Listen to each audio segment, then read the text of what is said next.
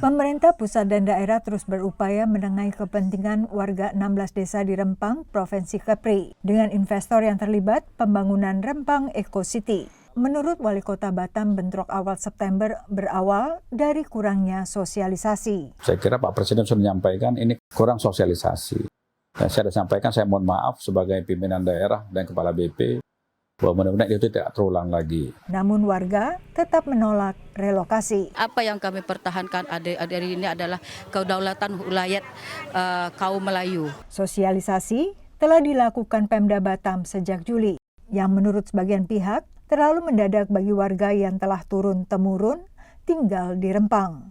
Mega proyek Rempang Eco City bukan proyek strategis nasional pertama yang diwarnai konflik dengan warga lokal. Sebelumnya terjadi juga sengketa terkait proyek Bendungan Bener di Desa Wadas, Jawa Tengah, dan sirkuit balap Mandalika di Pulau Lombok.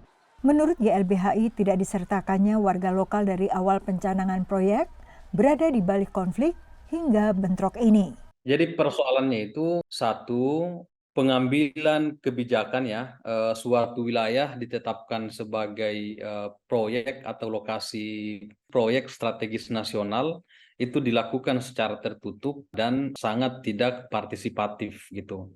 Nah, sementara di wilayah-wilayah proyek ini itu bukan tanah kosong, tapi ada hak-hak yang berdiri di atasnya. Ada pemukiman warga, ada kebun, dan ada sumber-sumber mata pencarian masyarakat.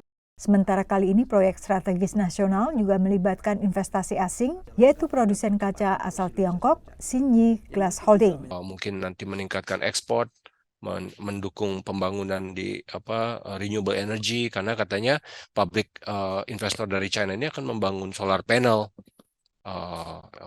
untuk mendukung renewable energy. Jadi itu yang versi pemerintah untuk menjustifikasi bahwa investasi ini penting. Kemudian tapi dari sisi masyarakat, mungkin masyarakat punya kepentingan mereka sendiri.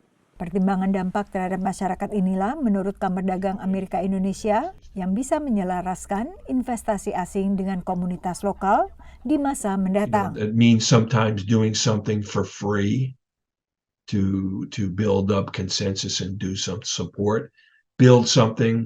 I mean, I can remember the American oil companies going way back when they would do something.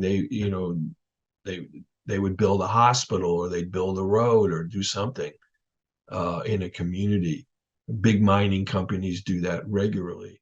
Menurut Wayne Forrest, yang sering dilakukan perusahaan Amerika Serikat adalah melibatkan mitra lokal dan mendengarkan masukan dari komunitas lokal. Dari Washington DC dan Rempang Kepri, Yuni Salim, Indra Yoga, dan tim VOA.